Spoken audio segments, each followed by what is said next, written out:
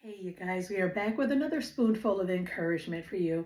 This week, I encourage you to check on the things that are important to you, and more importantly, the things that have power over you. Okay, these things, you may be surprised at the things that are so very influential and important to you that you may not even be aware of, that you were giving so much value to these things. And then once you identify these things, make sure that you are giving them the right amount of value. Now, if you watch these videos, you may have heard me say there's a question I like to ask occasionally just as a check. I ask myself a lot, what is the number one most important thing to you? Now, whatever you're thinking about now, whatever is the one most important thing more than anything else to you right now, whatever it is you're thinking about, that's your God. Okay? Now, I pray that you're thinking about Jesus. Now, if you're thinking about your spouse, if you're thinking about your children, if you're thinking about your job, if you're thinking about your money, if you're thinking about your car, if you're thinking about your house, as the number one most important thing to you, that thing is your God.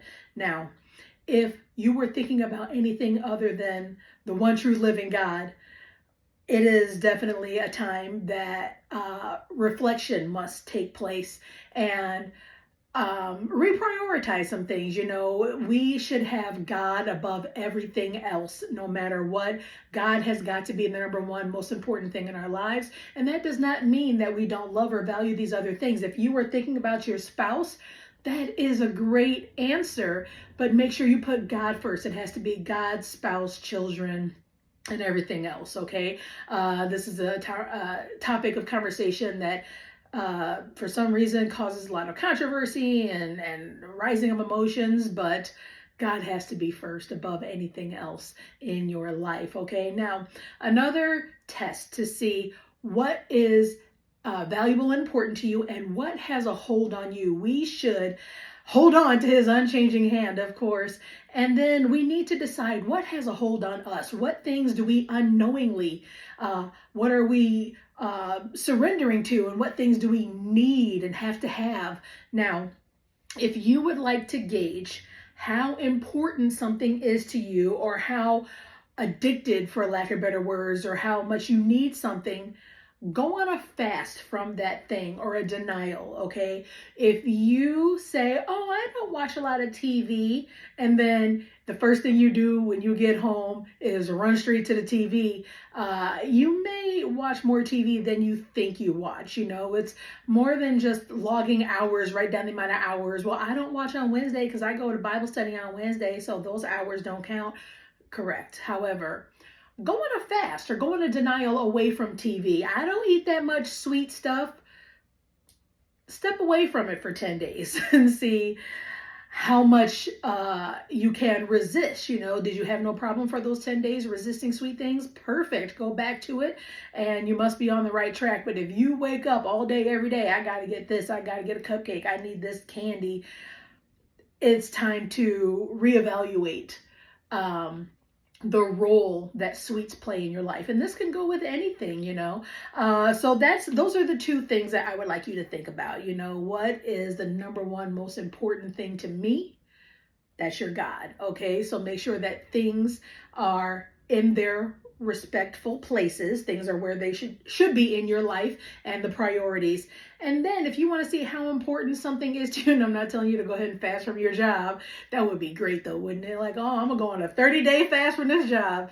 That would be wonderful. But make sure you don't let the job consume you. Make sure that when you are off the clock, you are truly off the clock, okay? Don't spend every waking moment obsessing about the job and thinking about the job. When you clock out, be gone, okay? You have got to be away mentally and physically, okay? Because if you continue to think and think about the job and this, that's great for the job.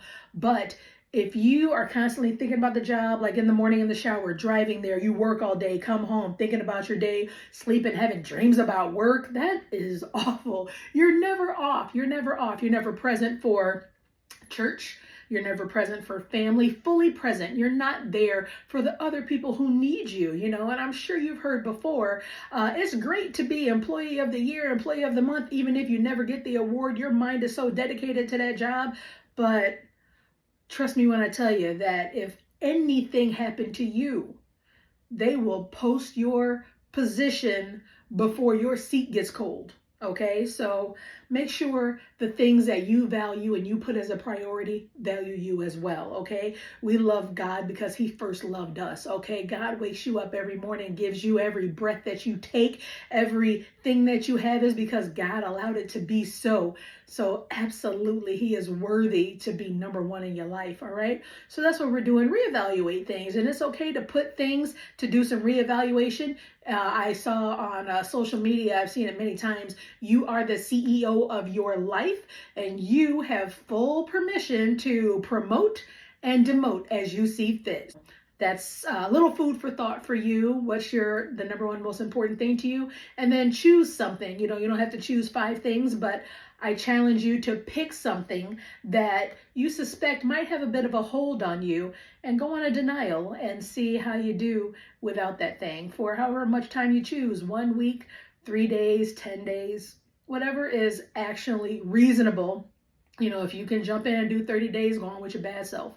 But that's what we're doing this week. Reevaluate where you are putting people and different things in your life. All right, so that's what we're doing this week. If you live in the beautiful state of Washington, looking to visit a fantastic church where the pastor is there and he can see the gifts and the talents that God gave you, and he will work with you to pull out and refine and sharpen and polish those gifts and talents, do come check us out at Pentecostal Covenant Church. We are under the leadership of an amazing man of God. Our pastor is Bishop W.T. Hairston. We have the distinct privilege to be able to say that is our pastor. If you live in Illinois, if you live in the northern part of the state, Chicago, or the northern suburbs, do go check out True Deliverance Ministries under the leadership of wonderful, wonderful Pastor Fanny Cooper. Pastor Fanny is outstanding in every single way, and she will definitely make you a stronger person. This I know for sure. So reevaluate where things are, how important you are putting things in your life. Okay, promote and demote as you see fit, and you all be encouraged and keep on being great in Jesus' name.